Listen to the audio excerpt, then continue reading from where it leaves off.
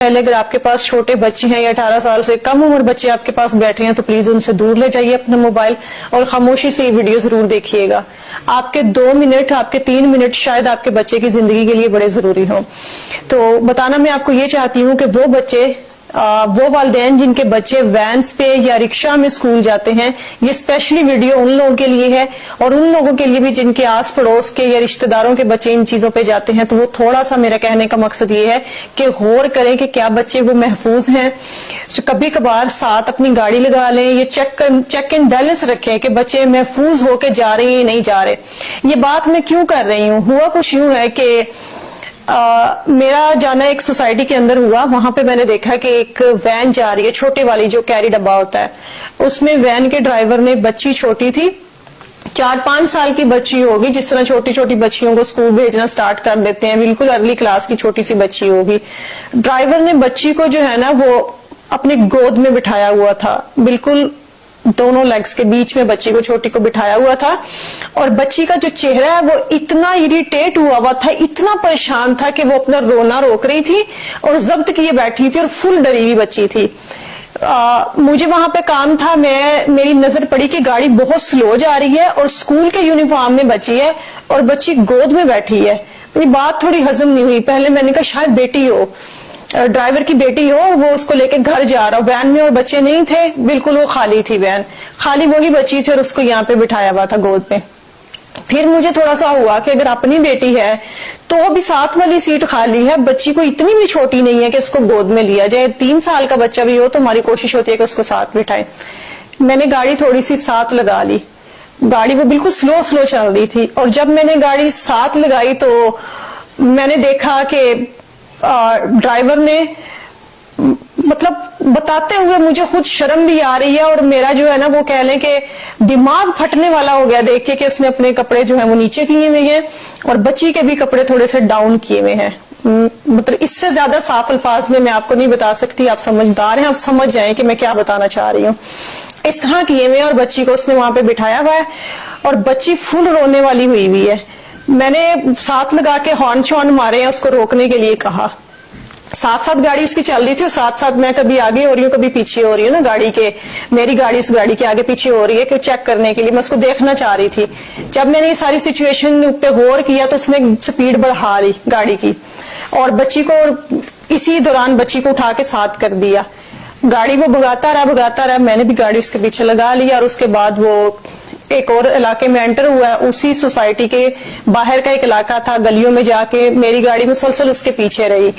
وہ ذرا میرے سے آگے تھا کیونکہ اس کی سپیڈ زیادہ تھی. میرے پاس گاڑی بڑی تھی اور اونچی تھی، اور اونچی گاڑی میں سے آپ کو پتا ہے کہ چیزیں زیادہ نظر آتی ہیں، صاف کلیئر نظر آ رہی ہوتی ہیں. اس کو پتا تھا کہ یہ اب میرا پیچھا کر رہی ہے اور اس نے کچھ نہ کچھ دیکھا ہے. وہ تب تک ریلیکس ہو کے اس نے خود کو کور کر لیا تھا، بچی کو بھی کور کر کے اس نے بٹھا دیا تھا ساتھ والی سیٹ پہ کیری ڈبہ میں. گھر کے باہر وہ گیا ہے، اس نے بیل دی ہے اور بچی اتاری ہے اور ان کو پکڑا کے نکل گیا. میں نے تھوڑا سا پیچھے گاڑی لگائی ہے، میں اتری ہوں، میں نے بیل دی ہے. پہلے تو کوئی نکل نہیں رہا تھا، پھر نکلے ہیں تو پھر میں نے پوچھا کہ بچی ہے، انہوں نے کہا جی ہماری ہے. وین والا جا چکا تھا اسی دوران، اسی جگہ سے ٹرن لے کے آگے کی طرف سے نا وہ نکل گیا.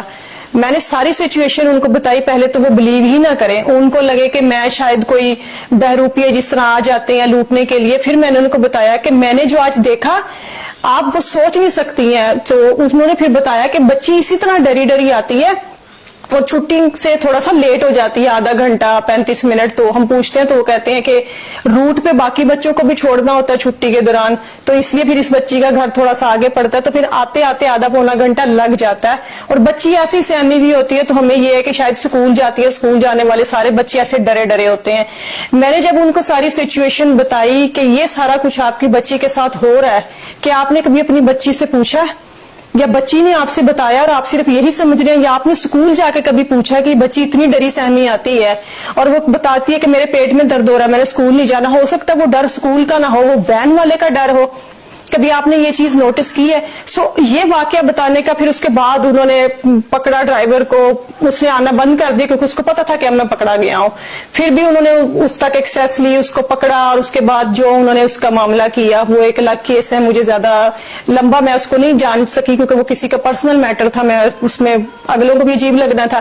آپ لوگوں کو بتانے کا مقصد یہ ہے کہ اویئر رہیں، ان چیزوں سے اویئر رہیں. بچوں کو آپ मम्मी डैडी हो के खाली bad touch good touch in चीजों तक न रहे कि बेटा this is bad touch this is good touch, थोड़ा सा इसको डीप चले जाए और खुल के बताएं कि बेटा बैड टच और गुड टच क्या है, प्राइवेट पार्ट कौन से हैं, कपड़ों को कोई इधर से हटाता है ये ऐसे करता है, तो आपने बताना है, बच्चों के दोस्त बन के खुदारा उनको बताएं, खुल के बताएं, वरना आप नहीं बताएंगे तो लोगों ने सारी शर्में साइड पे रख देनी है। बहुत छोटे बच्चों का मामला है, पहले ही हमारे मुल्क के लोग इतने भूखे कुत्तों की तरह जो है वो हुए फिर रहे हैं कि उनका बस नहीं चाह रहा कि वो किस किस को नोच के खा जाए।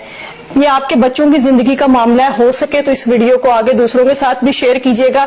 बहुत से शरीफ लोग हैं, अगर खुदारा कोई वैन ड्राइवर या रिक्शे वाले ये वीडियो देख रहे हैं, मेरा कतन मकसद ये नहीं है कि मैं किसी पे इल्जाम लगाऊं, लेकिन आपके भी बच्चे हैं, बाकी सारी कौम के भी बच्चे हैं, और बच्चे सबके इतने ही प्यारे होते हैं सबको।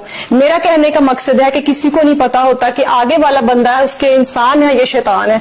सो नजर रखें और बारीकी से नजर रखें, सारी दुनिया के काम एक साइड पे, लेकिन ये काम सबसे ज्यादा जरूरी है। अच्छी लगी तो इस वीडियो को जरूर शेयर कीजिएगा ताकि बाकी लोग भी इससे सबक हासिल कर सके और थोड़ा से अपने बच्चों के बारे में मोहतात रहें।